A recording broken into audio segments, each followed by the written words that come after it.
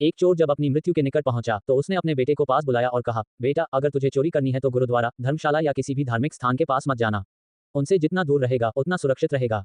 और दूसरी बात, अगर कभी पकड़ा जाए तो चाहे कितनी ही मार क्यों ना पड़े, अपने अपराध को स्वीकार मत करना। बेटे ने सिर झुकाकर कहा, सत्य वचन। उसके बाद बेटा हर रात चोरी करने लगा। एक रात वह एक घर में चोरी करने पहुंचा। ताले तोड़ते ही घरवाले जाग गए और शोर मचा दिया। बाहर पहरेदार तैनात थे। उन्होंने कहा, आने दो, अब बचकर कहां जाएगा। भागते भागते रास्ते में एक धर्मशाला आई। उसे पिता की बात याद आ गई, धर्मशाला में मत जाना। मजबूरी में वह धर्मशाला में घुस गया। अंदर सत्संग चल रहा था। पिता की आज्ञा का पालन करने के लिए उसने अपने कानों में उंगलियां डाल ली ताकि सत्संग के वचन उसके कानों तक न पहुंचे। कानों को बंद करने के बावजूद उसके कानों में यह वाक्य पड़ ही गया, देवी देवताओं की परछाई नहीं होती। उसने सोचा, परछाई हो या ना हो, इससे मुझे क्या लेना देना। लेकिन पीछे पीछे पहरेदार आ गए। किसी ने बता दिया कि चोर धर्मशाला में छिपा है। तलाशी ली गई और वह पकड़ा गया।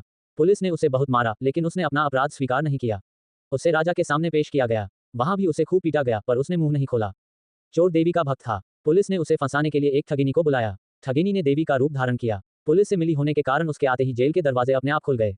जब कोई व्यक्ति गहरे संकट में होता है तो वह अपने इष्ट देव को याद करता है। चोर भी देवी का स्मरण कर रहा था। तभी अचानक दरवाजा खुला और अंधेरे कमरे में तेज रोशनी फैल गई।